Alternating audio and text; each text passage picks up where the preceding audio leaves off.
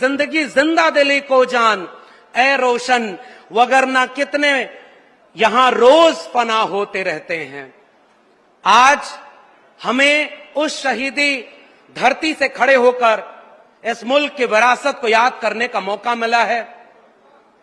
राम प्रसाद बिस्मिल को याद करते हैं तो बिस्मिल अजीम आबादी का वो शेर याद आता है, ऐ शहीदे मुल्क मिल्लत मैं तेरे ऊपर निसार, ले तेरी हिम्मत का चर्चा गैर की महफिल में है। अब न अहले बलबले हैं और न अरमानों की भीड़, सिर्फ मिट जाने की हसरत एक दिले बिस्मिल में है। वक्त आने पर जमाने को खबर हो जाएगी, हम अभी से क्या बताएं क्या हमारे दिल में है। सरफरोशी की तमन्ना अब हमारे दिल में है। और आज शहीदों की उस क्रांतिकारी जमीन पर खड़े होकर हमें ऐसे वक्त में संविधान और जाति जनगणना की बात करनी है जब अंग्रेजों से माफी मांगने वाले, भारत की जंगे आजादी के खिलाफ खड़े रहने वाले लोग सरकार में बैठे हों और इस मुल्क के हाशिए पर पड़े लोगों का हक अधिकार छीन लेना चाहते हो।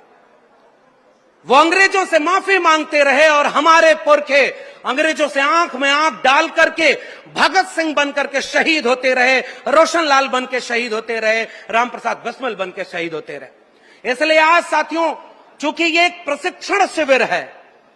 इस प्रशिक्षण शिविर को मैं एक ऐसी श्रृंखला के रूप में देखता हूं। वो चेन जो होती है ना, एक एक बेड़ियां जोड़ करके बनाई जाती है, उसकी अगर एक कड़ी भी कमजोर हो जाए तो चेन वहीं से टूट जाती है। किसी भी राजनीतिक दल का प्रशिक्षण शिविर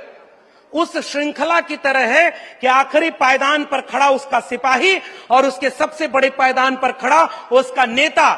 अब कल्पना करिए कि आपके पास तो एक ऐसा बहुआयामी प्रगतिशील आधुनिकता की सोच से लैस एक ऐसे नेता आदरणीय शेख अखिलेश यादव जी का नेतृत्व मिला हुआ है, जिसने इस देश में समाजवाद और आधुनिक भारत की संकल्पना में काम किया। तो आपको जमीन पर रख करके उनके विचारों को लड़ना है।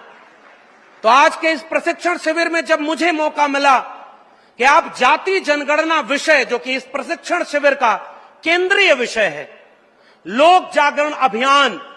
और मैं बधाई देता हूं समाजवादी पार्टी को और समाजवादी साथियों, जब वक्त बुरा आता है तो वो इसलिए आता है कि वो ताकतवर लोगों की ताकत का इम्तिहान ले सके कि इस बुरे वक्त से कौन लड़ रहा था। आज अगर आप लड़ेंगे तो इतिहास में आपका नाम दर्ज होगा कि समाजवादी लोगों ने उस वक्त भी लड़ाई लड़ी। तो वो लड़ाई लड़ने के कई टूल हो सकते हैं और पार्टी ने अगर यह फैसला लिया है कि जाति जनगणना के विषय को अपना केंद्रीय विषय बनाएगी, इस देश में हाशिए पर पड़े हुए लोगों को मुख्य धारा में लाएगी, उनके हक अधिकार की बात करेगी, तो उसका सबसे केंद्रीय विषय है जाति जनगणना का। कल्पना करिए साथियों, एक देश का मतलब क्या होता है। किसी भूगोल पर खींच दी गई लकीरों के बीच आने वाले जमीन के टुकड़े से देश नहीं बनता है। देश बनता है तो वहां के नागरिकों से बनता है, वहां के जिंदा लोगों से बनता है। और जब यह मुल्क आजाद हुआ और जब जिस दिन भारत का संविधान लागू हुआ, उस दिन इस देश ने हजारों साल की अपनी बेड़ियों को तोड़ा। चाहे वो इस देश की विरासत में तथागत बुद्ध से लेकर कबीर, रैदास, पलटू दादू, भीखा, बुल्ले शाह, बाबा फरीद हों, महात्मा फूले हों, छत्रपति शाहू जी महाराज हों, या डॉक्टर बाबा साहब भीमराव अंबेडकर, डॉक्टर राम मनोहर लोहिया, शहीद आजम भगत सिंह हों, इन सब ने जो ख्वाब देखा वो भारत के संविधान में पिरोया गया कि अब एक नया भारत बनेगा तो वो नागरिकों का भारत बनेगा। अब कोई राजा रानी के पेट से नहीं पैदा होगा, वो जनता के वोट से पैदा होगा और हर जनता को एक व्यक्ति एक वोट का अधिकार मिला।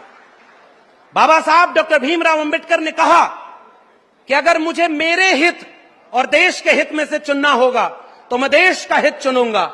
और अगर मेरे समाज के हित और देश के हित में टकराव होगा तो मैं अपने समाज के साथ खड़ा हूंगा, क्योंकि हजारों साल से इसी देश में मेरे समाज के लोगों को शिक्षा, रोजगार और मानवीय सम्मान से वंचित रखा गया। डॉक्टर राम मनोहर लोहिया साहब ने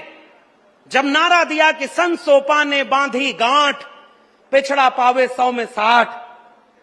तो समाजवादी नेता डॉक्टर लोहिया से किसी ने पूछा कि आपको सबको लेकर चलने की बात करनी चाहिए, आप तो कह रहे हैं पिछड़ा पावे 100 में 60। डॉक्टर राम मनोहर लोहिया ने कहा कि देखो, समाजवाद का तकाजा यह कहता है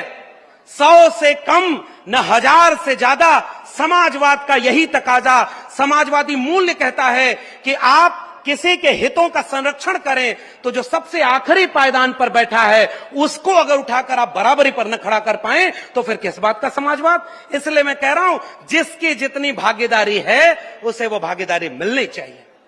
और मैं फिर से शुक्रिया अदा करता हूं, और मैं मंच पर खड़ा हूं तो मेरी जिम्मेदारी है, हम जैसे लोग जो आजमगढ़ के किसी खेत में गाय भैंस चराना छोड़ करके दिल्ली विश्वविद्यालय तक पहुंच पाए, तो ये तब मुमकिन हो पाया जब इस देश में भारत का संविधान और मंडल कमीशन लागू हुआ।